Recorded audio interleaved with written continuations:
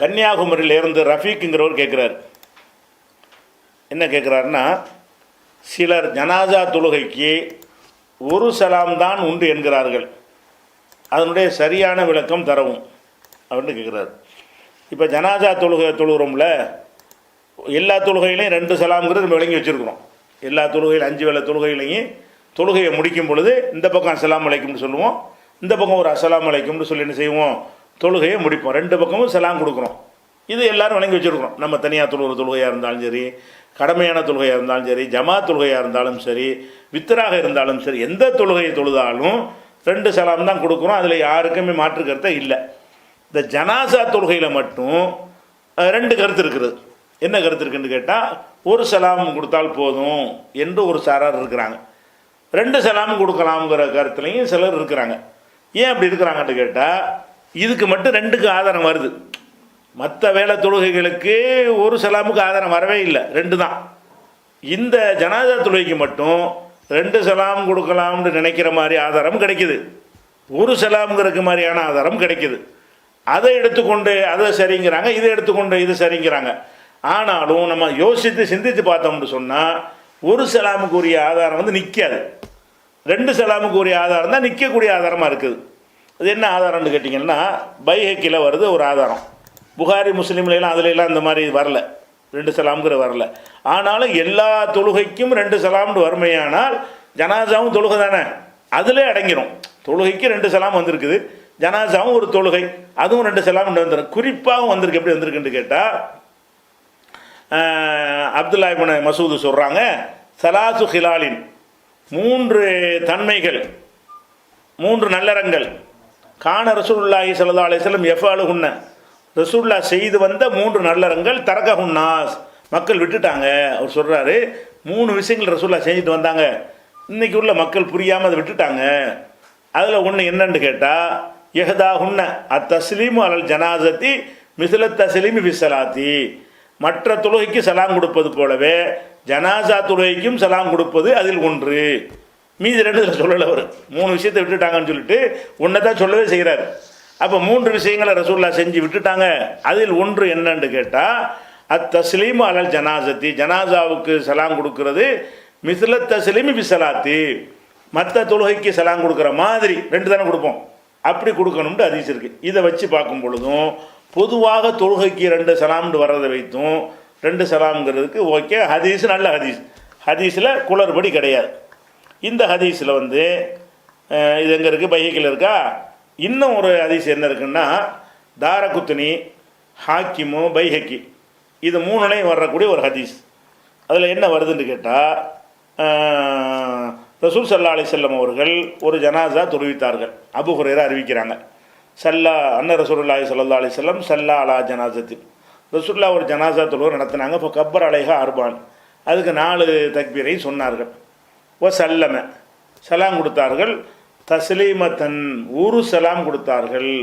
அத்தஸ்லீமத்துல் வாஹிதத்து அலல் ஜனாசா, ஜனாசாவுக்குரிய ஒரு சலாமு தான் கொடுத்தார்கள். அதை ரசூலுல்லாவே தொழுதாங்க, ஜனாசா தொழுகை. தக்பீர் 4 சொல்லிட்டாங்க. சலாம் கொடுத்த எத்தனைன்னு கேட்டால் ஒரு சலாமு அப்படின்ற ஒரு ஹதீஸ் வந்து இதில் வருது. ஹாக்கிமும், தாரகுத்னி, பைஹக்கி 3 கிதாபில் வருது. இந்த 3லையுமே 2 அறிவிப்பாளர்கள் வர்றாங்க. 3லையுமே யார் வர்றாருன்னு கேட்டால், கன்னாம் பின் ஹஃப்ஸ்ன்னு ஒரு ஆள் வர்றார். அவர்கிட்ட ஒரு மகன் அப்துல்லா அறிவிக்கிறார், அப்துல்லா பின் கன்னாம் அறிவிக்கிறார். அப்பா மகனுக்குள்ளே அறிவிச்சுக்கிறாங்க. அப்போ கன்னாம் என்பவர் வந்து சொல்கிறாரு, அவரிடமிருந்து அவருடைய மகன் அப்துல்லா அறிவிக்கிறார். இந்த 2 பேர் வழியாக தான் இது வருது. இந்த ஹதீஸு பாப்பா சொன்னதாக மோகன் சொல்லி, அப்படி மற்றவங்க சொல்லி வருது இந்த ஹதீஸு. இந்த 2 பேருமே யாருங்கிறது ரெக்கார்டு கிடையாது. ஒரு ஹதீஸ் அறிவிக்கிறாங்கன்னு சொன்னால், அப்துல்லா கன்னாம்னு அறிவிக்கிறாருன்னா, கன்னாம்டா யார், அவர் இந்த ஊருக்காரரு, நல்ல ஞாபக சக்தி உள்ளவர், பொய் சொல்ல மாட்டார், நேர்மையான ஆள், நம்பகமான ஆள், ஹதீஸ் கலையில் ஒரு துறையில் ஈடுபாடு உள்ளவர், இப்படின்லாம் வரலாற்று குறிப்புகள் வந்து அறிவிப்பாளர்களுக்கு இருக்கும். இந்த 2 பேரையும் போய் தேடி பார்த்தீங்கன்னா இப்படி யாரும் இருந்ததாகவே காணாம், வரலாறு இல்லை. அப்போ யாருண்டே தெரியாதவர்களாக இருப்பார்களே, ஆனால் அவங்க பேரை சொல்லி வரக்கூடிய ஹதீஸ் வந்து நிற்காது. இப்படி ஒரு பேரை யாரும் தப்பாக பயன்படுத்தியிருக்கிறாங்க, அவ்வளோதான். ஒரு ஆள் இல்லாமல் இருந்து சும்மா 2 பேரை விட்டு அடிச்சிருப்பாங்கல்ல, அப்படி வந்த ஒரு ஹதீஸ்ன்னு வர்றதுனால ஏதாச்சும் ஒரு பேர் சொல்லணும்ல, அதுக்காக கண்ணாம் சொன்னான்றது. கண்ணாமுட யாருப்பா? கண்ணாமுட ஒருத்தர் இல்லையே. அப்போ இல்லாத ஒரு ஆள்லேருந்து அறிவிக்கிறதுனால கண்ணாமுடைய மகன் அப்துல்லாங்கிறவரும் ஒரு ஆள் இல்லை. அப்படி ஒரு ஆள் இல்லாத ஒரு ஆள் வழியாக இந்த ஹதீஸ் அறிவிக்கப்படுறதுனால இந்த 3 நூல்லையுமே இவங்க தான் அறிவிக்கிறாங்க. அதனால் இது பலவீனமாச்சு. ஒரு சலாமுக்கு உள்ளது இந்த மாதிரி குறை அதில் இல்லை. 2 சலாமுக்குரிய ஹதீஸில் இப்படி குறை இல்லை. இது ஒரு விஷயம்.